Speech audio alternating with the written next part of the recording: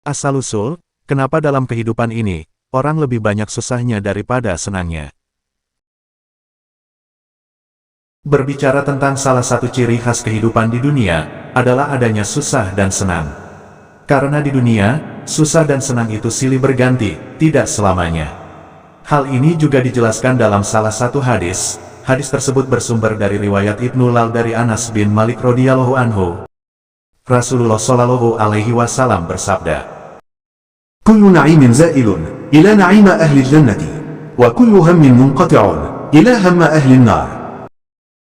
Setiap kenikmatan, kebahagiaan pasti akan berlalu, kecuali kenikmatan yang dirasakan oleh penduduk surga. Dan setiap kesedihan, duka cita itu akan berlalu, kecuali kesedihan yang dirasakan oleh penduduk neraka.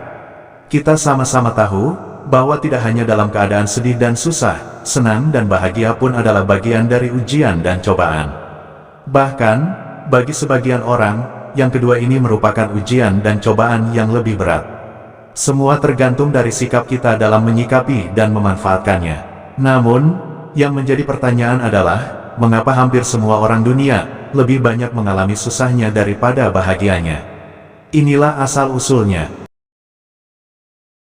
Dalam kitab Bada'ius Zuhur, Imam Salabi berkata, setelah tanahnya diambil secakupan, maka bumi menangis, karena merasa dirinya kehilangan.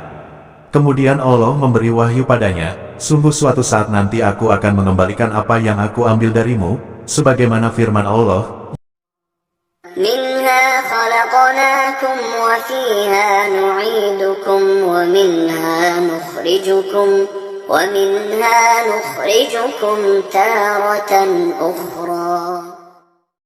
Yang artinya, dari bumi tanah itulah kami menjadikan kamu, dan kepadanya kami akan mengembalikan kamu, dan daripadanya kami akan mengeluarkan kamu pada kali yang lain. Quran, Surat Toha, ayat 55. Kemudian Allah mengutus Israel, agar secakupan tadi diletakkan di pintu surga. Setelah diletakkan, kemudian Allah mengutus malaikat penjaga surga, yaitu malaikat Ridwan, agar menjadikan secakupan tadi menjadi adonan dengan dicampur air dari bengawan tasnim. Kemudian Allah mengutus Jibril, agar mendatangkan segumpal tanah yang putih yaitu hati atau intisari bumi, dan dari itu, Allah menciptakan para nabi. Kemudian Allah mencampur debu tersebut dengan air, sehingga menjadi adonan yang besar. Dan dikatakan, pada kitab Al-Makna, sebuah sihir. يا مشتكى الهم دعاه وانتظر فرجا ودار وقتك من حين إلى حين ولا تعاند إذا أصبحت في كدر فإنما أنت من ماء ومن طين. Wahai orang yang mengadukan kesusahan, tinggalkanlah kesusahan itu, dan tunggulah solusinya, karena waktumu itu berputar dari masa ke masa, dan janganlah menentang, jika kamu dalam keadaan keruh, karena sesungguhnya kamu tercipta dari paduan air dan tanah. Setelah dijadikan adonan, terus ditinggal selama 40 tahun, sehingga menjadi tanah yang keras.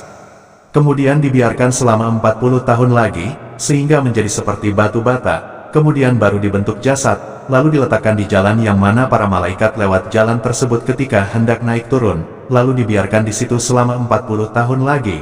Allah berfirman, هل أتى على الإنسان حين من الدهر لم يكن شيئا مذكورا. Artinya, bukankah telah datang atas manusia satu waktu dari masa, sedang dia ketika itu belum merupakan sesuatu yang dapat disebut. Ad-Dahr Al-Insan ayat 1. Ibnu Abbas berkata, yang dimaksud masa tersebut adalah 40 tahun.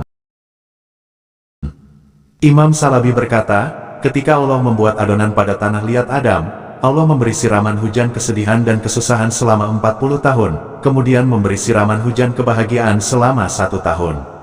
Oleh karena itu, jadilah dalam kehidupan, susah itu lebih banyak daripada senang, dan sedih lebih banyak daripada bahagia. Jika kamu berpikir pada pergantian zaman, manakah sesuatu yang lebih mengagumkan daripada ini? Susah lebih banyak daripada senang. Datangnya kebahagiaan itu bisa ditimbang, dan cobaan itu bisa ditakar dengan cetakan.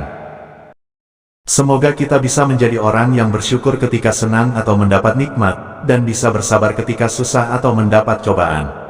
Amin.